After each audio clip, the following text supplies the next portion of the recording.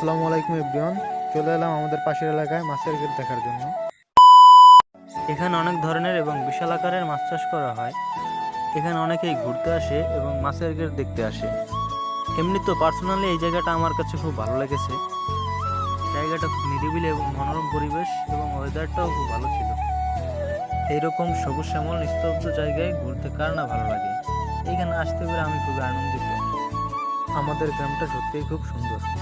যারা শহরে থাকে তারা কখনোই গ্রামের সৌন্দর্য উপভোগ করতে পারবে না, তাই যারা শহরে থাকে একবার হলেও আমাদের গ্রামে তাদের ঘুরতে আসা উচিত।